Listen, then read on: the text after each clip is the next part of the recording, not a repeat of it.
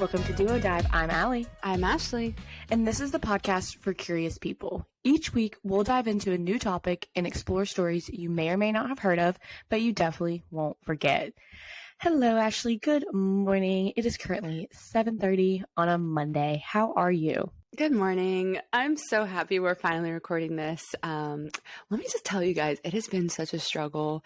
Every time we've gone to record this episode, something has happened. We even tried last night and like my upstairs neighbors were being super loud and Allie's nephew was like screaming. So here we are trying again, like fifth time's the charm. We got this.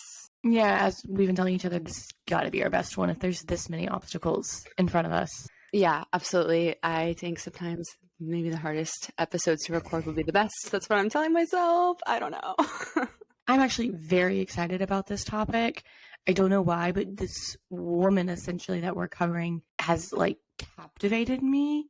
Anytime I see her face, anytime I see an interview with her, I just really want to know what's going on in that head of hers. I want the truth because we don't have the truth. Spoiler alert, we really don't have the truth. We know what happened. We don't have her version of the truth. Yeah. And I think I don't know anything about this crazy lady, except that she's about to go to prison and she's pregnant. Well, yes. Okay. So for everybody listening, today we are going to talk about Elizabeth Holmes and her fraudulent company, Theranos. She was just sentenced a month ago, actually. But I'm going to talk about essentially what Theranos was and what it was doing and how we got to the point of it being exposed as a fraud. Basically, and it's a pretty big deal fraud. Like people could have died with what she was doing. So that's a little tidbit for you, Ashley, since you say you don't know much. Great. It wasn't just taking money from investors. I mean, that's granted, we'll get into it, but she could have harmed a lot of normie people if her company had continued. Wow. Well, give us the tea, Allie. All right. Without further ado, let's dive in.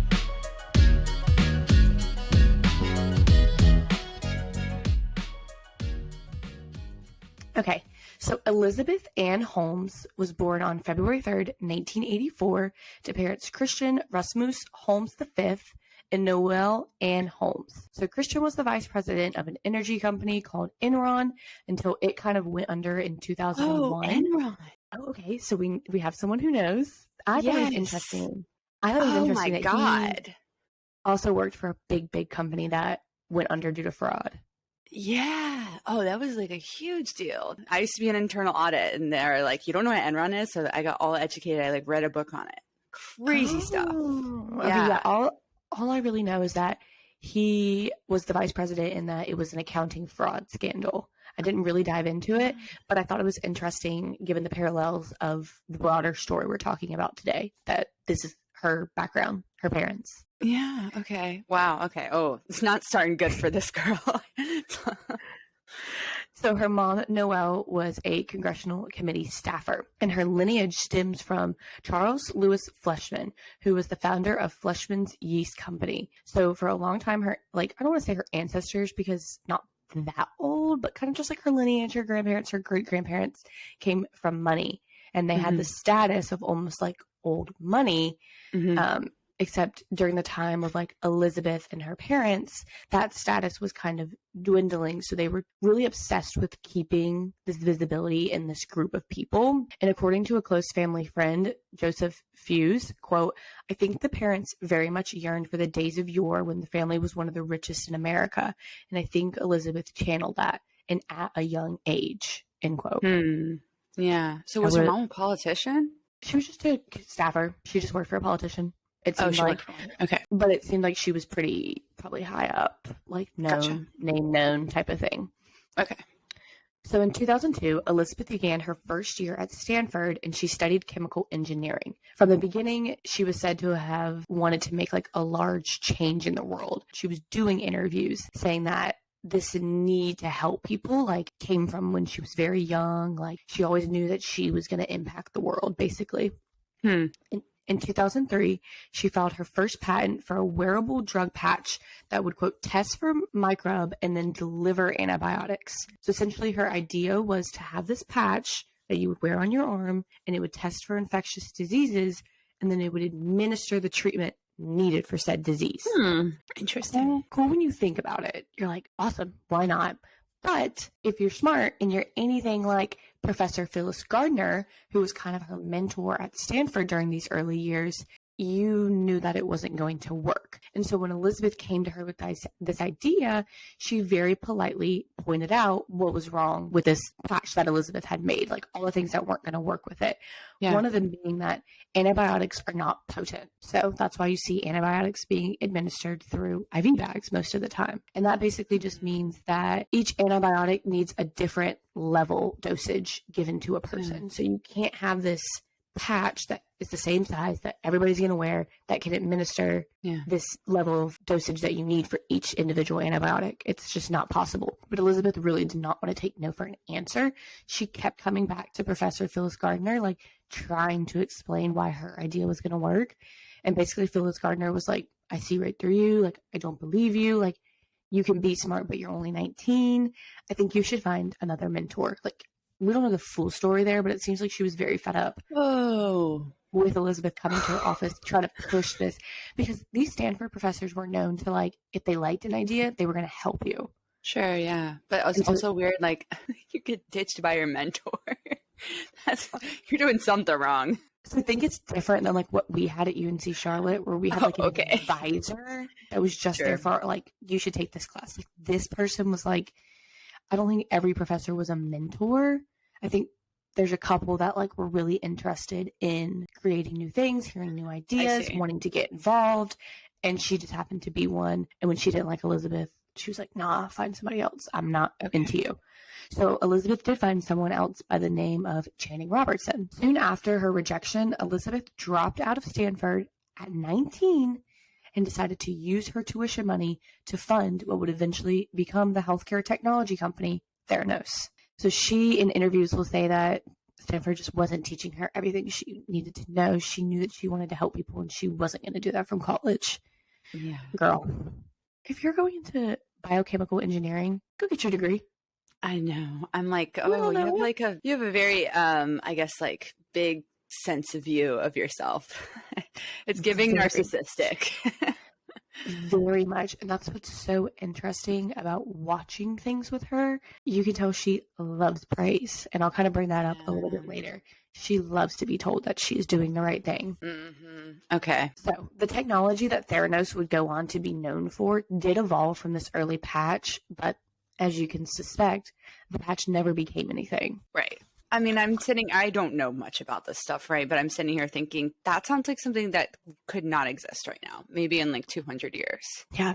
And no, maybe when, like, we find, like, one thing that can cure everything. Right. Yeah. I just like the idea of a patch reading your levels. I'm like, does it have a computer chip in it? Like, how are we doing this? You know? And that's scary, because that comes down, you'll have so many people be like, I'm not wearing that. The government's going to track me. Yeah.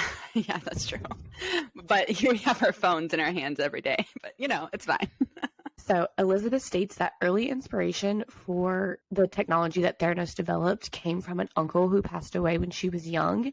And she kind of gives this spiel like, no one should ever lose someone. Like, we need to do better at diagnosing people early, which, like, okay, true, girl, go off. But she claims that she didn't want anybody else to suffer the way that she had suffered with her uncle's passing, his diagnosis. And she knew that blood testing was a really big part of diagnosing diseases, but she was scared of needles. So keep that in mind. I'll explain kind of what Theranos specifically does. The thing that she really wanted to do was be away from needle testing, which, interesting. If you've ever been to the hospital, you've ever gotten blood drawn, a needle is it. But Elizabeth was like, she'll give this grandiose speech about family and be like, I hated needles. So, like, here I am developing this new technology. Like, needles is a common phobia. Yeah, for sure. Yeah. It's like weird because all the things that she does and she says, you're like, yeah, I agree. Like, I would 100% agree with you. Right. Just the way she says it. Like, I'm going to post, like, even just pictures of her. Just wait until you see the Instagram post, everyone. Like, the eyes. It's in the eyes. Oh man, she got crazy eyes. Crazy eyes. Oh man, I'm like sitting here just kind of psychoanalyzing her based on what you're saying, and I'm like, this lady has to be a narcissist. Like, there's no other explanation so far. Okay, keep going.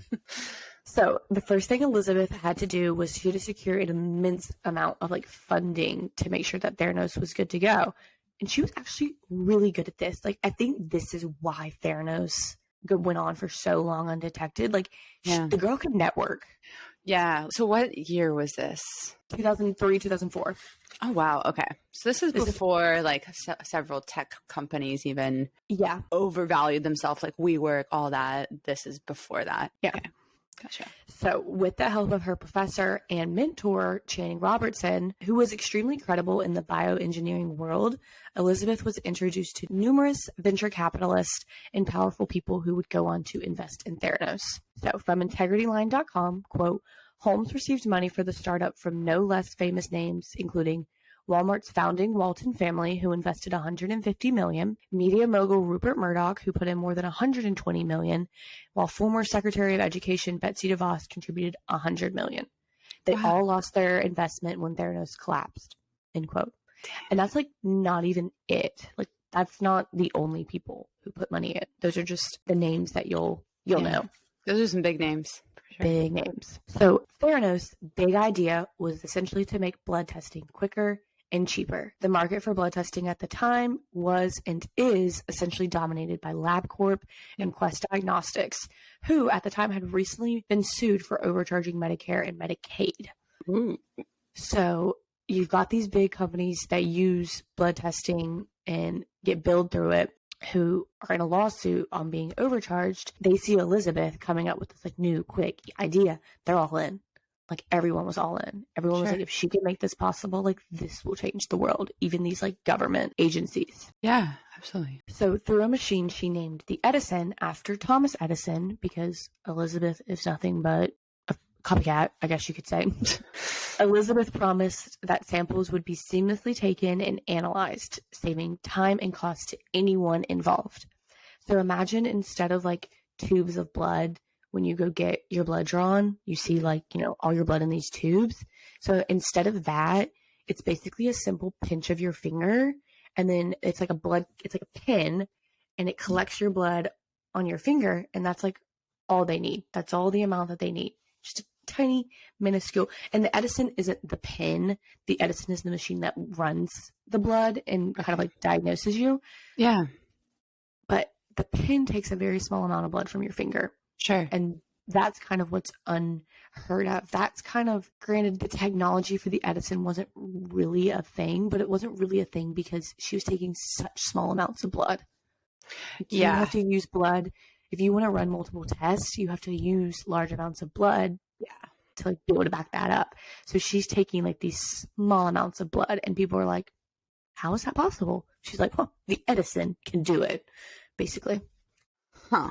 Okay. And who made the Edison? She had the idea for the Edison. She started Theranos, and she hired like engineers to essentially bring it to light. So during this time, the Edison, this is not something we found out until like later, but the Edison like isn't a thing. Like she's going on these media tours and promoting it. Like they still haven't accurately built it. They're still working on it in the lab, in the back. And she's like, get it done, because I'm telling people that we can do this. So it's like one of those things, once again, where it's like, this could be impossible, like with the patch, but we're just going to pretend that it is possible because I decided that it was. No, exactly. And I, like, her old guidance counselor, Phyllis, who we talked about, like, has done interviews, and it's like, I knew from, like, this media hoopla, like, I knew she was playing people.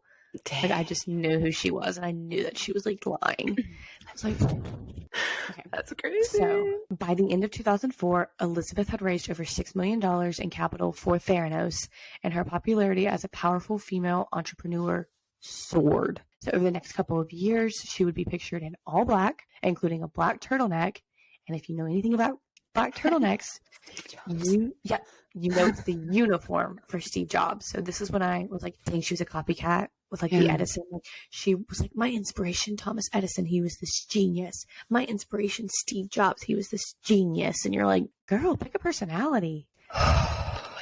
So I don't know if you've seen it. You say you don't know much about this case. This is going to be something that we post on Instagram. But there's like this prolific photo of Elizabeth in a black turtleneck and like a messy bun, because she likes that I'm too busy, I can't do my hair type of look. Yeah. Which is fine. And she's holding like this small vial, and she's holding it out if anybody happens to be watching on YouTube, like my hand is away from my face, my arm is extended, and she's looking at it. And it is like the photo of Elizabeth Holmes, and it just sums everything up. But that's basically what she would wear, what she would look like day in, day out. Didn't even graduate college, but I'm holding this vial like a scientist. Like I know what the fuck I'm doing. It's like you said, the narcissism. Yeah. So in a 2015 interview with Glamour magazine, she said, quote, "My mom had me in black turtlenecks when I was like 8. I probably have 150 of these. It's my uniform. It makes it easy because every day you put on the same thing and you don't have to think about it. One less thing in your life. All my focus is on the work. I take it so seriously. I'm sure that translates into how I dress," end quote. Okay, Steve Jobs. So she gives this quote, but like family photos kind of prove different. Yeah. And also like now that she, was going through like a trial, she's not in black turtlenecks. Like she's That's in like weird. color. And I know like your lawyer will tell you to dress a certain way so that the jury likes you, XYZ, but like ever since Theranos went down, I don't know if she's really been pictured in a black turtleneck. So weird. Yeah. I think she has a personality disorder too. Well, it's possible that like this sort of dress code was meant to inspire others to like take her seriously, because at the time she was a young woman running $1 million company in Silicon Valley. Sure. So like I think she tried to emulate like this, I'm all about the work, I'm all about the business, and she didn't want people to focus. Smart. She didn't want people to focus on what she was wearing, how she looked. That's where Elizabeth walks into work today wearing $1,000 Burberry coat. Like she was like, I'm just gonna wear black turtlenecks, call it a day.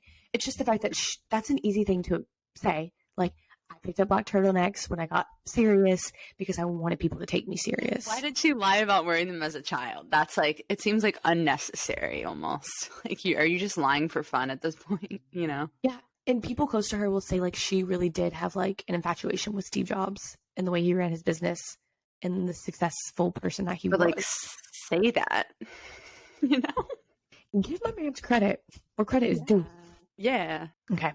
So in 2009, Elizabeth brought in Ramsay Sunny Balwani, so we're going to call him Sunny, to take care of the day-to-day business of Theranos, although he had no knowledge or skills working in biomedicine. Okay. He quickly became known as an enforcer by employees, having a temper to back that up. And Sunny and Holmes hid their romantic relationship from the staff, the board, and the investors. The eye roll Ash just gave. So, seems legit. Just know, like, this guy is here. He is Elizabeth's right-hand man. He also was tried for fraud, so he is the other counterpart in this story. I'm just going to focus on Elizabeth. Yeah. But this man is here. This man is why a lot of employees didn't speak up, that type of thing. Remember the nickname, the enforcer. Not nice I don't love that. That sounds bad. So Theranos is just not stopping. Like, I'm telling you that everything's wrong and everything's bad. People don't know this at this time. It's a big company who's changing the world. In 2010, Theranos struck a $140 million deal at Walgreens, with $100 million being just an innovation fee. Former CFO of Walgreens, Wade McKeown, stated that, quote, Theranos impressed the company with plans for in-store blood testing and technological promises surrounding its apparently state-of-the-art device that could deliver test results in 30 minutes, unquote. Okay, I just feel like if you're investing this much money into a company, you're going to, call up maybe a doctor or a pathologist and just be like, hey, can you look at this technology and tell me if this is actually possible? Just wait. I don't know. Like, it makes me look at Walgreens sideways, where I'm like, just wait until I'm like, what? Ooh. So Theranos was essentially offering testing a la carte. Like, this was funny to me when someone in an interview was like, a la carte. I'm like, oh my God. Basically, like, you had a menu of tests. Yeah. And you were just like, oh, I want to run this one. I want to run this one. Like, think about like the sides that come at a nice restaurant. You're like, oh, I'll take this one for the table. I'll take this one for the table. Like, that's essentially like what their model was. Interesting. And the trial took place in Palo Alto, with gift cards being sent out to a mass of people to use Theranos. Okay. So they were like reeling people in because they were like, oh, come get it done like for free, or like, here's $20 off your blood test, like come to Walgreens. And Elizabeth can be like quoted as saying like she just wanted blood testing to be within 5 miles of every American home. Like, this is why they partner with Walgreens.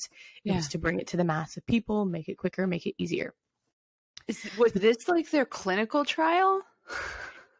Like, did they ever do any before this? No, like you could get blood testing done like through, I think there was probably like doctor's offices that used Theranos, but this was the first like more open to the modern American. Like, you didn't have to have insurance to do it if you didn't have it. Like, that's kind of where this Walgreens deal was coming from. Yeah.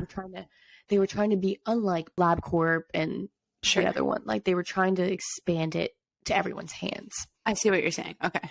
So during the early stages of the project, McKeown learned that the testing was not being done during a finger prick like presented, but instead a needle drawn blood. So basically, it seems that like if you picked certain tests, and like this was confusing even like the Walgreens employees, because when they were like trained and presented, they were like finger prick, but like they'd go put in the information of what this person wanted, and the Theranos system would come back and be like, need blood drawn by needle, whatever it was saying. It wasn't telling them to use the finger prick method. It was telling them to draw blood. So they're like, we were confused. The people that came in were confused. We didn't know what to tell these people except this is what they're asking for. But basically, it was like completely against the model that Elizabeth was going around parading. And some tests were still being done with the finger prick. Sure. But some were not. It's false advertising, essentially. Yeah. So, however, instead of looking thoroughly into the technology of the Edison, like you would think someone would do, one, before they invest. Yeah. Two, when they hear that the promises being made weren't necessarily being kept, executives at Walgreens were, quote, interpreting the data they were given, end quote. What does that mean? I'm thinking that means people were getting their results. So they were just like, okay, it's working. Like, people are getting their results. Yeah. They're like, none of our business. Yeah. So Walgreens did become suspicious when labs started coming back on patients that had been going. These Walgreens technicians knew these patients. The biggest one was these people were going in for TSH, or thyroid stimulating hormone. Yeah. And so they'd been doing it for years, like I said.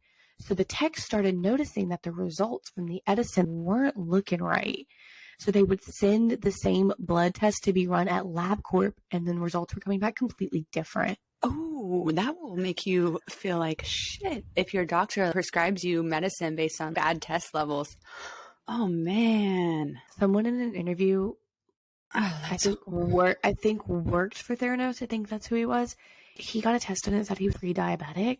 Oh, my God. And he was like, I'm a runner. I eat healthy. My doctor was like, no way. So we sent it to another company, and I wasn't pre-diabetic. But he was like, if I had just believed that and started taking medication. Yeah. These test results can be fucked, basically. Yeah. And I know, like, with the thyroid stuff, Synthroid or something, if they give you too much or too little, you'll either be bouncing off the walls or you'll be sleeping all day long. And that's like a very precise amount. So imagine. So all of this is happening later in the year. I just wanted to kind of go through the Walgreens storyline so we don't have to bounce back to it. But they had this deal in 2010. And so when it came out in 2016 that the Edison was essentially not working, Walgreens sued for their $140 million back. Oh, would they get it? I believe so, but girl don't have no money. So Ooh. I don't know where to. Was she investing all the money back into her company, or was she living this exorbitant lifestyle and like balling out, flying a private jet? It actually seems like she was investing her money into the company. Okay. And this is where most narcissists know what they're doing is wrong. Yeah. It's widely believed that like she thought she was doing right. Mm-hmm. Oh, totally. I totally actually believe that. Yeah. Like you've got like Sunny, who you're like, okay, your morals and standards are questionable. Elizabeth like truly thought that a breakthrough was going to come. Yeah. She's just lying to herself, essentially, and everyone else. Yeah. So another thing that Theranos was interested in getting the Edison test done was like they wanted it in every house. So they had the Walgreens deal that was going smoothly. So they were like, now we want to offer a version into every person's home to like have on hand. This is where the patch seems to come back, this like weird thing of like each person should have it. However, the FDA had to like step in. If every modern American is going to use this or have this, they have to be like keeping watch and be able to approve it. And Theranos was really bad at disclosing actual information. Wait, everyone. So was the Edison FDA approved? It was, but like no one was looking at the technology. Like no one. So okay, so this was kind of okay. Let me just continue on, and I think I will explain to you. But there's like a bombshell that I don't want to tell you now. Okay. So Theranos was really bad at disclosing actual information about the company to like anyone who was auditing them. Yeah. So it was later discovered that when CMS was regulating Theranos, they were sending results from non-Edison machines. Okay, I guess this is kind of my bombshell. I just didn't look down my notes long enough to realize it was this close. So basically, Theranos had Edisons. I don't want to say it was like a ton of them, maybe a couple. They were buying commercially available machines to run blood test results, which is why they were taking vials of blood on certain people. So they just essentially rebranded themselves. They weren't telling people that they were running the test. They were telling everybody they were running through Edison. And so when these auditors would come to the building where the Edison was kept separate from the other machines, and when they would do tours of the building, they didn't go see the Edison. And only like the employees were like, why are they not going downstairs? The employees were told like, sit at your desk, don't really engage. Elizabeth is going to walk these people around. Don't worry about it. No one was like downstairs working on the Edison when auditors would come. Oh my God. Okay. So I just want to know what was going through her head. Do you think it was like, well, we'll get there eventually, and this is just, we're just going to use the commercially available? Yeah. So the Edison could run a couple tests, but they were offering like 250 tests saying that the Edison could run it, but it couldn't. Yeah. It could run the very basic ones where you don't necessarily need. Do you think in her head she, I guess, was okay with it? Said it was, this is not a big deal because eventually the Edison will be able to do it all? Yes. Okay. So I do have something going back to the FDA approval. Yeah. The FDA only approved, I think I actually do have this in my notes later on, so we'll kind of cover it when we get there again. They did only approve the Edison to run herpes tests. Did the investors know that? Like, I'm so confused. Okay. Yeah. So, I wonder too, listening to this, could this happen now? Or our investors now have been burned or have seen other people get burned? She got found out in 2016. I mean, yeah, but years. I feel like a lot had. Yeah, that's true. That's pretty crazy. It took that long. 13 years, dude. Okay. Yeah. So when she was getting approved by these auditors through all her little schemes, she was like on top of the world. The company was on top of the world. Her and Sunny were always hosting these like company-wide meetings where they just kind of, it was like a TED Talk. They just stood on stage and they were like everyone presenting to these people. And like Sunny, I watched videos where Sunny was like, everyone's trying to take us down. We are in the right. What? That was how they kept people motivated in the company. Like Elizabeth was notorious for being like, well, when you're changing the world, people are going to try and tear you down. It like, sounds culty. Anytime people questioned her science, if she went on a talk show and someone was like, okay, science, blah, blah, blah, blah, blah, she'd be like, well, people will always try and tear you down when you're on the midst of changing the world. And she wouldn't actually answer the question. Yeah, it's like, no, but can you explain it to me though? I'm just curious. But of course she's like on like Good Morning America, and they're like, okay. Yeah. Yeah, girl. All the people with the signs outside, like, yeah. So one of the most notorious kind of like meetings, at least that I saw, and I watched the HBO documentary Inventor Out for Blood in Silicon Valley. Again, it's on HBO Max. Love that title. She is walking into a meeting after getting this approval for this herpes test I just kind of mentioned. And the song You Can't Touch This by MC Hammer is playing. White people. White people. So by 2015, Elizabeth Holmes was beloved by the media, appearing on the cover of Fortune, Forbes, and being included in Time magazine's list of the 100 most influential people, as well as having, at the time, Vice President Joe Biden visit the Theranos lab. In interviews, she's praised for reinventing the wheel and helping millions of people. And this is kind of like I said earlier, this is where she beams. If you go watch any video, she'll do like a shy, like duck of the head. Her eyes are huge and she just got like this smile and she's like nodding her head. Yeah, you're right. I am reinventing the wheel. And you're like, ew.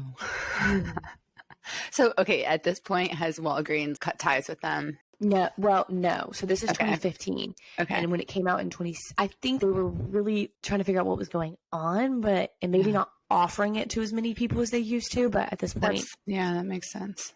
No. So like I said, she would give blanket statements in all of her interviews. The Edison was never fully explained to anybody. She just wanted to change lives, is what she is notorious for saying. Okay, so we've talked a little bit about the fraudulent aspect of Theranos. We know it's a fraud, but what was really happening behind closed doors of the company itself? Elizabeth worked under extreme secrecy, and no one knew how the Edison worked. And the engineers and the chemists and all the people involved in trying to make it worked separately. So I can't really explain to you too much about this, but from what I know, there was so much misinformation within the company about how to make this technology actually work, because she didn't want these heads to get together and realize this is not going to work. So the chemist knew nothing about the engineering side of it. What? The engineers knew nothing about the chemist side of it. She didn't want these heads of state to be like, this is wrong. This is never going to work. Like, she was keeping everybody separated. They probably also had to sign like NDAs and stuff. They did. Yes, they very much had to sign NDAs. Interesting. So we got a really in-depth look at kind of the culture of the company in this HBO documentary. A lot of the people who were interviewed were former employees. And when employees would come forward to bring their problems with the Edison to light and like be like, oh, maybe Elizabeth and Sonny don't know what's happening. Maybe they don't know that there's all these problems, all these faults. Or even the technicians who were running blood tests and they were like, this is sketchy, this is faulty. Sonny and Elizabeth did not want to hear it. They were just pressured to continue working on a solution. Basically, these two knew, like we've always said, they knew it wasn't working, but they didn't want anyone to come to them about it. They were like, you've got to figure it out yourself. Or like a really important player who we're going to talk about in just a second was basically told that she wasn't smart enough to know what she was talking about. And she was like, you hired me to do this. So you're just gaslighting people left and right. Basically. Okay. So Tyler Schultz, another key player, we're going to kind of go over him again in a second, essentially described Elizabeth as delusional. And stated that he would be on the lab side of the company and he would view it as the sinking ship. He would be so panicked, thinking nothing was going right, nothing was going to work. Like, how was this company even still a thing?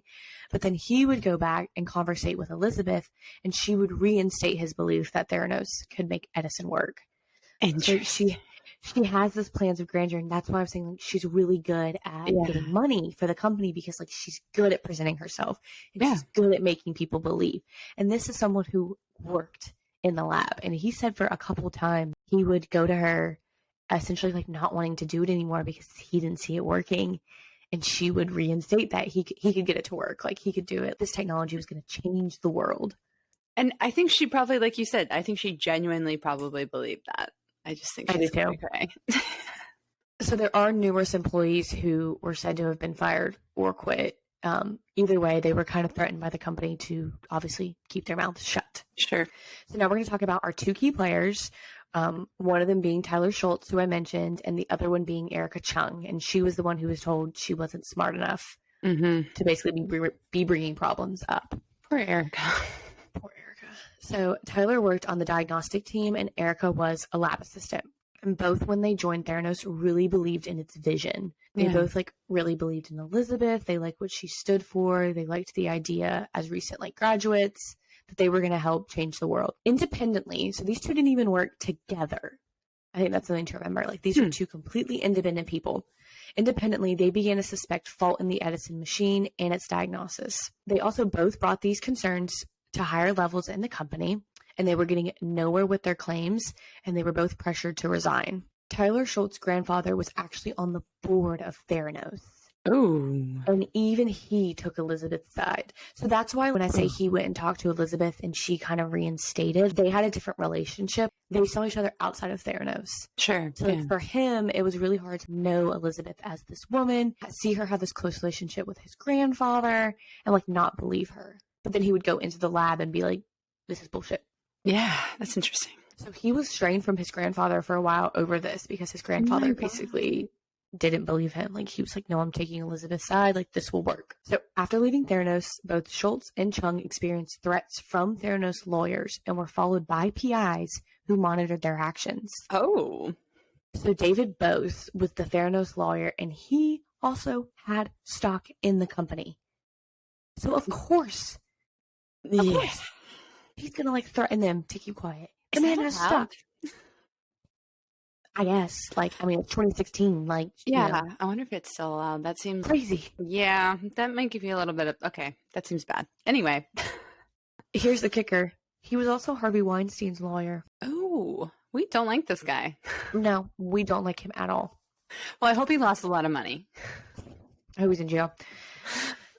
So, although they both felt threatened by a powerful company, they knew that Theranos could do a lot of damage if it continued publicizing that the test could give accurate readings. So, one of the big obstacles that they were kind of up against is that Elizabeth surrounded herself with really powerful people. And so it's believed that she thought that she could keep scamming everybody with this technology because like she had these powerful people on her side, and who was really going to question her when she was in with the Obama administration. Mm-hmm. Yeah. President Biden literally visited them. She's like, we're good. Yeah. Everyone praised her. Everyone loved her. Then you have these low-level employees. Like, this stuff is not right. Yeah. In 2015, Chung went to the Centers for Medicare and Medicaid Services, CMS, with her claims, and upon their inspection, numerous violations were uncovered. Schultz, however, turned to the Wall Street Journal reporter John Carreyrou, who launched an investigation of his own. So, like I said, these two were independent. They independently realized there was problems. They independently resigned. They independently had these consciences that were like, we can't let this go on. And they went to two different outlets. Now, they both at one point did speak to John Carreyrou because he essentially he is the one who exposed Theranos. Yeah. However, Erica Chung like started with CMS, and she was like, here's everything they're not showing you when you go in. So I'm a little confused about the CMS thing. I feel like they would only care if they were charging them incorrectly. I'm surprised that it had to do with the actual technology itself. Well, it says numerous violations were uncovered. Like, that's all I really got when I was reading about it. Yeah. So I don't know for sure if they were overcharging for use on the Edison because it was new technology, but they were actually using these commercially available machines. Yeah, you know what I mean? That seems likely. Or even since the only test that was actually approved was the herpes test, FDA approved. Or if she's charging insurance and saying I'm using the Edison machine, but she's not using the Edison machine. Like, yeah. Okay. That's kind of where they get in. Yeah. Okay. So back to John Carreyrou. And again, he is the Wall Street Journal reporter who exposes Theranos. After receiving multiple tips, he did a test himself at Walgreens, and they used a needle on him. And he knew that this was not very Theranos. And so he was like after this, he was very intrigued. Yeah. Roger Parloff, who wrote the Fortune article on Elizabeth, and he was a big part in the documentary. He gave a ton of interviews because he was out there for like 3 to 4 days, and she was spieling her stuff to him. He asked Elizabeth about the use of needles when he was interviewing her, because at this point this was kind of something that was going around, and again, her answers were always vague. So it's weird because she was always met with questions. She didn't answer them the best, and no one pushed her. Weird. So what did she say? Do you know? She would just always say that literally her blanket statement, she would always say that when you're making a change in the world, people would try and tear you down. I swear I heard that so many times. That's her brand. In the documentary. Her brand. In October 2015, John Carreyrou would release an expose that would snowball into the downfall of Theranos. Oops. According to the Ringer, quote, Carreyrou revealed that Theranos was misleading customers about its testing accuracy and methodology, end quote. The day the expose was released, Elizabeth was being inducted into the Harvard Medical School Board of Fellows. And Roger Parloff called for a statement because this was really... So he wrote the Fortune article. She got like the cover. Like, it was a really big deal that this woman got this. couple months later, this is released. So he feels cheated. He's pissed. So he called for a statement after the expose was released. She was being inducted into the Harvard Medical School Board of Fellows on that day. Did she go to medical school? No. What the fuck? She didn't go back to school. She dropped out. She never went back. How? But that's what I'm saying. Like, how is she convincing everyone? You know what I mean? I'm so confused. You have to just go watch interviews with her. It's the wildest thing. Dude, like, how is everyone falling for this? They're like, yeah, you didn't even graduate your undergrad degree, but we're going to put you... Okay, okay. It's because she had all these investors, like, backing her. Yeah, but you have to go to medical school I don't get that. Okay. I mean, I guess it's like, and I love her, but it's like Taylor Swift getting a doctorate from NYU. Yeah, but at least she actually did it, right? No, she didn't. No, I think it's an honorary doctorate. I could be wrong. She could have done it. I haven't looked into it. Like, Kanye West got a doctorate from somewhere, and I know that he didn't do it because it was recently pulled. It was an honorary doctorate. So, like, they give it to people. That doesn't make sense to me. That seems like it cheapens the title. Yeah. Oh, well, just because you're rich and famous, here's a doctorate. Okay. I don't know. I don't make the rules. Yeah. So Roger Parloff called, day the expose dropped. She was unavailable, and he stated she was, quote, hiding out at this honorary horse shit, end quote.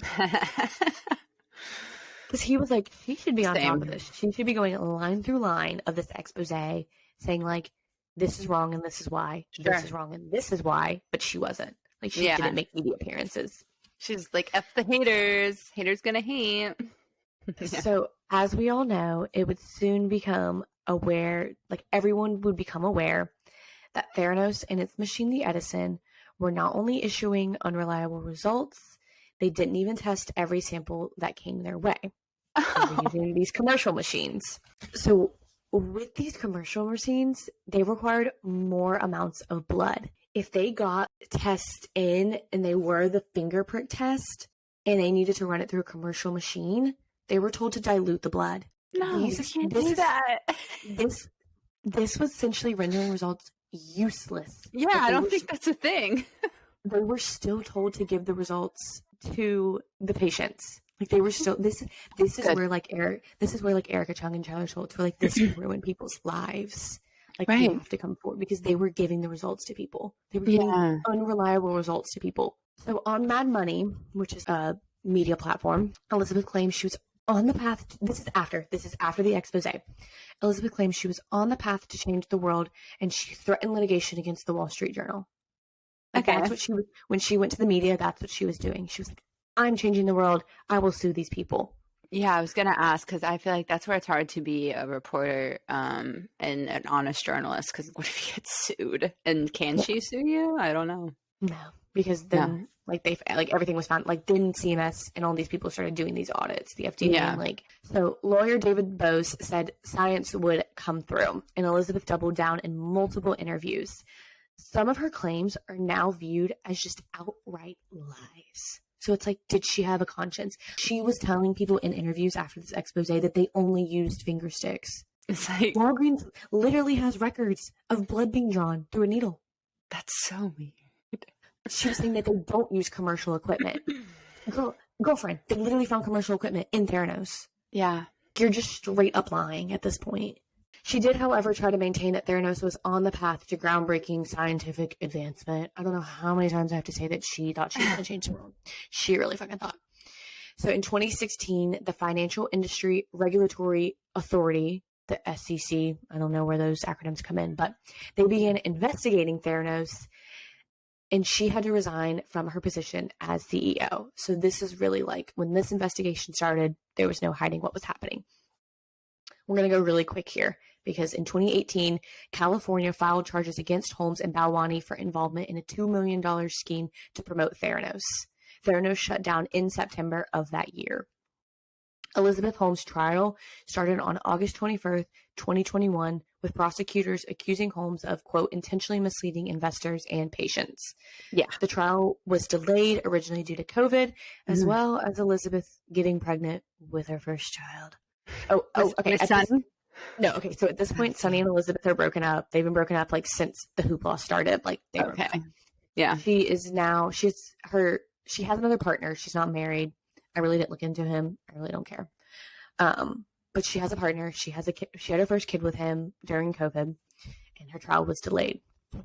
However, it did start, like I said, in 2021 in August. She could have been sentenced to 20 years, but according to legal experts for the New York Times, quote, few tech executives are ever found guilty of fraud. So a lighter sentence for Ms. Holmes could send the wrong signal to the industry. So, like, during the time that... What wrong signal? No, that's what they okay, so they were saying, like, I was thinking she could be sentenced up to 20 years, but before she was actually sentenced, the New York Times was like, this is scary because they typically don't sentence people to 20 years. They typically give people lower sentences, and, like, then anyone's going to do this. Yeah. So they were like, sentence this bitch. But they were like, we don't know if they're going to sentence her. So after 4 months of trial, Elizabeth was found guilty on 4 counts of defrauding investors. She was sentenced to 11 years in federal prison on November 18th, 2022. So she was sentenced to a long time. Is it 11 years? No, whatever. Parole. I mean, whatever. Do you know what I mean? She's not a violent offender, so I'm sure she has some. She can probably get out in like 5. She has good lawyer. I think she also has, like, she has to serve a probationary period after she's out, all that good stuff. Yeah. Don't they put rich people in nicer prisons? Yes. Isn't that a thing? So you get to go to, like, rich person prison. And they can put you in a prison, like, where you pay for your own food. So, like, you're getting good food because you're paying for it. Yeah. I'm pretty sure that's where the Chrisleys are going. They're going to one where they can, like, pay, because they're not non-violent offenders. Oh man, but that just seems a little unfair. Also, did she ever admit, yo, I fucked up? Or is she like, no, I was trying to change the world and you guys just hate me? My next sentence. Prior to her sentencing, she was given the opportunity to speak to the court. Through tears, she expressed regret for letting down, quote, the people who believed in us. And she continued, quote, I am devastated by my failings. Every day for the past years, I have felt deep pain for what people went through because I failed them. I regret my failings with every cell of my body. End quote. Okay. Girlfriend. You was on the news saying you were changing the world 3 years ago. Yeah. Yeah, she needs to go to therapy. Once valued at running a company worth $9 billion, Elizabeth Holmes now had nothing. Her net worth was $0. Awesome. Elizabeth is leaving behind her family, her partner, who I somewhat mentioned, who she shares now 2 children with, one of which is due before she reports to jail in 2023. And she's also leaving behind thousands of shocked investors and believers in Theranos. Yeah. So the kid thing's interesting to me. Obviously, there's nothing wrong with wanting to be a mother. The timing is really interesting. Mm-hmm. I don't understand how you consciously have a child just to leave them and go to jail for 11 years. Yeah, I feel like it's just all part of her unwillingness to admit things to herself. Or, you know, if we're really going to look at this woman and talk bad things about her, maybe, you know, to push the court dates back, to maybe get a lighter sentencing because she's now a mother. Like, those type of things have been used. That's smart. People use stuff like that to manipulate people all the time, and, like, we're not saying that's exactly what she's doing, but, like, it just seems really suspicious. It could be, though. It could be. Yeah, so that's Elizabeth Holmes. That's Theranos. I feel like I talked about a lot, but I feel like there's probably so much more. Oh my God, yeah. But I just want to say, I don't feel bad for the investors. They did not do their due diligence. No, it's the investors of people I care less about. I care more about the people who got test results back and thought that they were dying. I agree with that statement. Absolutely. And, like, who were prescribed medications on faulty test results. That's effed up. I would love for someone to get together and interview these people and essentially publish, like, short stories about, like, what they went through. Also, is there, like, a class action lawsuit? There should be. I'm almost positive everyone came back and sued this woman, which is now why she has $0. Yep, there is. Okay. Class action lawsuit filed on behalf of patients who purchased Theranos testing services seeks damages from Holmes, Balwani, and Walgreens. Okay. Ooh, that makes sense. I was about to say, where are they going to get their money from? Yeah, that's a good question. They got no money. I don't know. That's a really good question. I just, like, knew that she was, granted, she started this at 19. She did not finish college. Yeah, no. She's, like, crazy. I knew that she was young. I knew that she was a little quirky, I guess. I knew who she was. I knew what she looked like, that sort of thing. I didn't know that there was such blatant lies on the surface that no one was digging into. Yeah, dude. That's wild. What an interesting story. I wonder, going back to the psychoanalyzing, I wonder if her dad was like this, especially since he worked for Enron. I'm like, did she get this, like you said, grandeur sense of self from him? Like, I wonder if he's a narcissist.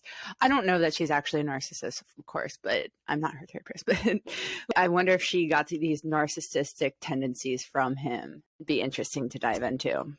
Yeah, I really didn't want to dive into like speculation. Well, I think that's we'll never know that. We'll never be able to know. But like the reason I didn't talk too much about like her family, I just didn't want to dive into speculation about them. They didn't really do anything wrong. They were obviously probably involved this entire time, like praising her, thinking she was changing the world. But like, what are your parents going to do? They're not coming out and looking at your machinery. It's like, who could have really stopped her? The investors. Oh, yeah. Yeah, the investors. Absolutely. Walgreens. It's really sad that these two employees felt so threatened to do the right thing. Yeah, and they're like the first two after 10 plus years. Okay, like, so they had some other people. John Carew got multiple tips from multiple former employees. Like Tyler Schultz is just one of the only people who went on record at one point with him. Yeah. And that's how he got involved. But like, you signed NDAs. You signed paperwork. Yeah. And they hired a bunch of people straight out of college. So like, you're excited for your first big tech job in Silicon Valley. Like, you're not reading the fine print. Right. Of course. You're like, what company is doing fraudulent shit that I'm going to work for? None. Yeah. Like, so you're like, of course I'm not going to give your trade secrets away. Yeah, exactly. And you see all these big investors that have successful companies and you're like, we're good, you know? Yeah. So I guess it's a really good lesson. Don't just trust things at face value.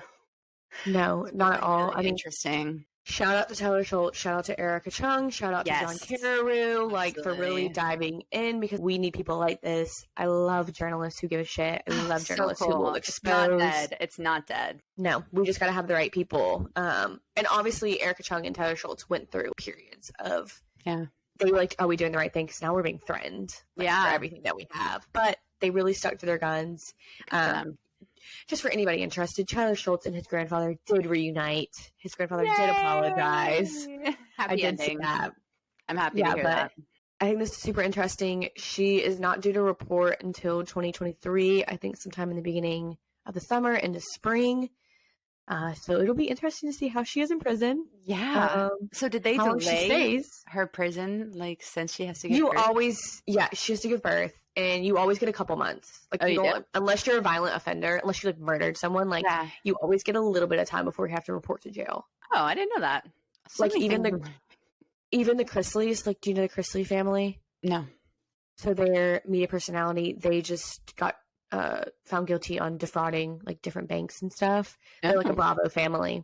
Yeah. The parents are going to jail for a very long time. Dude, it's always the Bravo people. I'm telling you. But even they have time. You have to like get your affairs in order. Like if you're not a violent offender, like you have time to get your affairs in order. Okay, especially if that makes sense. Wow, how considerate. Yeah. So we shall see how her experience is. I can't wait for everyone to see pictures of Homegirl. Oh, this is just a tidbit I didn't want to throw in because it wasn't really like news information. You have to watch videos of her speaking because she talks like this. And she changed her voice. Why? To like sound smarter? I've got to end on that because everyone's just got to go look it up. I'm gonna go Google it after this. That's just like a bit of gossip, I feel like, to talk about. So I didn't want to include it in like the actual timeline of things. But like, yeah, she changed her voice to sound deeper. So okay, I just put in Elizabeth Holmes into Google and it's like net worth, husband, and then it goes voice. It's like an actual thing. Yeah. Okay. I'm gonna watch it after this. Allie, great job. I love this topic. Thank you for giving us all the info. Of course. And if anyone's interested in learning more, all of our resources that we use are always in our show notes. I watched the HBO documentary Inventor, Out for Blood in Silicon Valley. I listened to the 60 Minutes Australia version of Elizabeth, like basically exposing Elizabeth Holmes. There is, of course, a podcast I believe is really popular that's out there. And then if you just want to like have fun with my girl E. Holmes, Hulu has that Amanda Seyfried docuseries.